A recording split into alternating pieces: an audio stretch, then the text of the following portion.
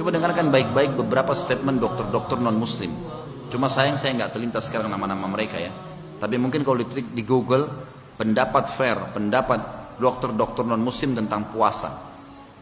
Di antaranya pernah saya dapatkan beberapa statement mereka bilang umat Islam adalah umat manusia yang paling sehat di dunia.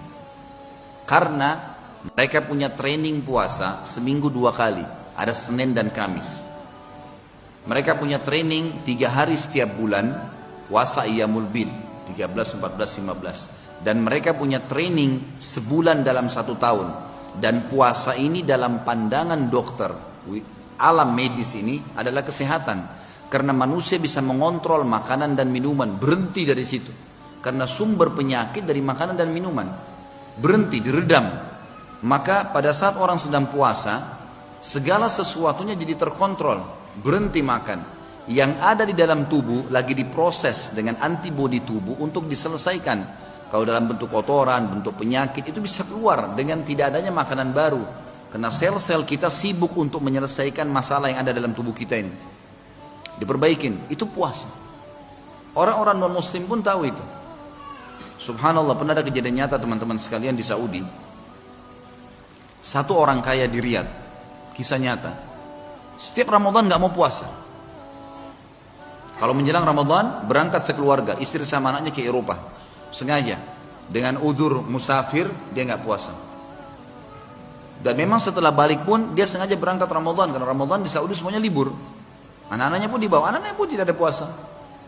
Berjalan kurang lebih 10 tahun seperti ini. Setelah 10 tahun Allah Azza wa Jalla yang maha mulia dan maha tinggi mencoba dia. Ujiannya adalah kena penyakit di perutnya. Dia berobat sampai 3 tahun non-stop, berangkat ke dokter spesialis yang paling terbaik di dunia, dibayar sama dia. Dokter semua angkat tangan, ini nggak tahu penyakit apa nih, nggak jelas. Kalau datang sakit perutnya, maka dia melingkar-lingkar kesakitan.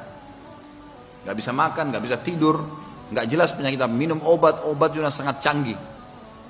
Subhanallah, satu waktu di tahun ketiga, dia ketemu dengan satu orang dokter spesialis penyakit dalam di Jerman. Dokter ini Katolik dan memang sudah lama mau masuk Islam. Dia sering baca Quran terjemahan dalam bahasa Jerman. Ketemu sama orang ini, dilihat semua dokter yang pernah ditemui seluruh dunia. Ini dokter-dokter yang luar biasa, top ini.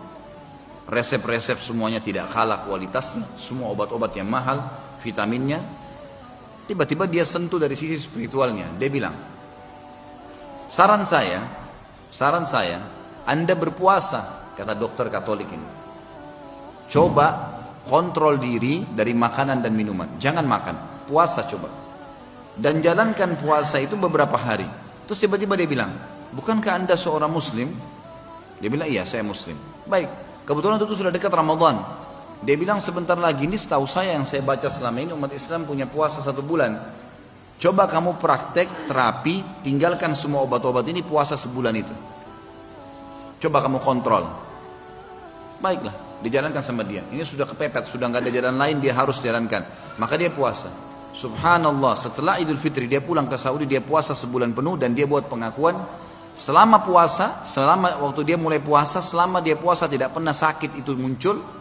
Dan juga setelah Idul Fitri dan sampai waktu dia buat pengakuan beberapa tahun setelah kejadian tersebut, dia mengatakan penyakit itu hilang tiba-tiba dengan secara ajaib. Enggak ada sama sekali pengobatan dokter, enggak ada minum obat, enggak ada konsultasi, hanya dengan puasa. Allah Zat Maha Pemula yang memang menciptakan kita, yang menyuruh itu teman-teman sekalian. Dan Ramadan supaya kita tidak jenuh, dibuat semua yang syahadat wajib puasa kalau sudah balik. Jadi kita lihat, oh di sini puasa, oh ini puasa, satu rumah kita semua puasa, satu sekolah kita teman-teman puasa, guru-guru pada semua puasa nih. Kita ke Saudi orang puasa, kita ke Afrika orang puasa, kita ke Amerika orang puasa. Jadi mau tidak mau kita harus masuk ke dalam lingkar puasa itu. Target utamanya adalah seseorang di antara kita terbiasa berpuasa.